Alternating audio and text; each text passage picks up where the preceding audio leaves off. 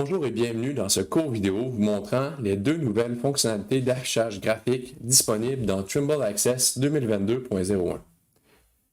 La première fonctionnalité qui est maintenant disponible qu'on souhaitait vous montrer est la fonctionnalité qui permet d'afficher les DWG, donc les fichiers CAD qui pourraient être natifs par exemple de votre logiciel CAD.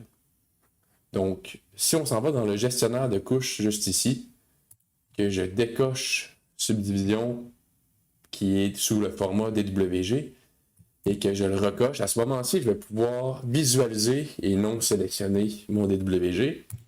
Et si je reclique une seconde fois et qu'il y a un petit carré en trait d'union comme ça qui apparaît, on va maintenant pouvoir sélectionner les différents points ou les différentes lignes dans mon DWG. Donc, c'est sensiblement la même chose que si vous aviez utilisé votre DXF comme ceci, mais c'est simplement le format qui est différent. Donc, sachez que le format est maintenant compatible, mais qu'il a certaines limites quand même. Dans ce cas-ci, il fonctionne bien avec ces DWG-là, mais il est possible que votre DWG à vous ne fonctionne pas à tout coup. Donc, c'est quand même à noter qu'on recommande encore l'utilisation de DXF, mais que le DWG est maintenant compatible, mais faire quand même attention et d'être capable d'avoir accès au DXF au cas où que le DWG ne fonctionne pas. Donc, c'est la première chose qu'on voulait vous montrer. La seconde chose qu'on voulait vous montrer, c'est la fonctionnalité de géoréférencement directement dans le carnet qui est maintenant disponible. Donc, si on regarde ici dans mon écran, on va avoir là, une ligne qui joint le point A au point B. Donc, la distance ici entre le point A et le point B. Je me tourne juste ici, que je sélectionne le point A et le point B, et que je calcule l'inverse ici. On a une distance de 78 mètres, ma distance H au sol. Donc, on a 78 mètres, alors qu'entre le point A' et le point B', et j'aurais pas dû stocker ça. Donc, entre le point A' et le point B', on a plutôt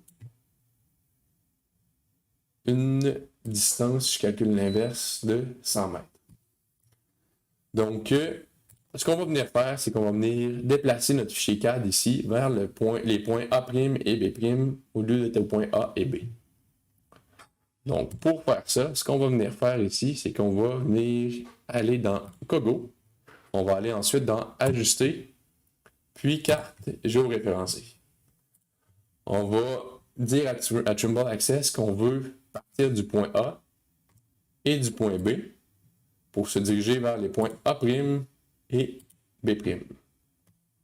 Donc, on peut voir ici qu'il y a des petites flèches en jaune qui vont nous montrer qu'on va se déplacer du point A au point A', point B vers le point B'. On peut également venir, par exemple, fixer l'échelle horizontale à 1.0. Ce n'est pas notre cas, on veut changer l'échelle. Puis on peut également fixer la rotation horizontale à 0. Ce n'est pas notre cas non plus. Donc, si on vient faire le calcul, on voit ici qu'il y a un changement d'échelle de 1.28.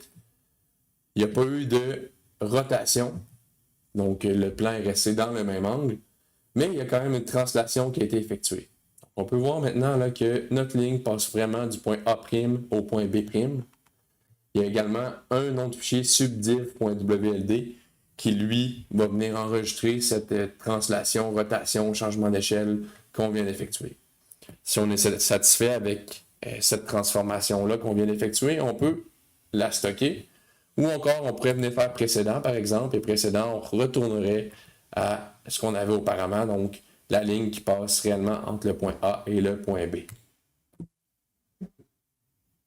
Dans mon cas, je vais venir stocker ce changement-là et mon fichier de carte est maintenant géoréférencé de la façon que j'avais besoin de le géoréférencer.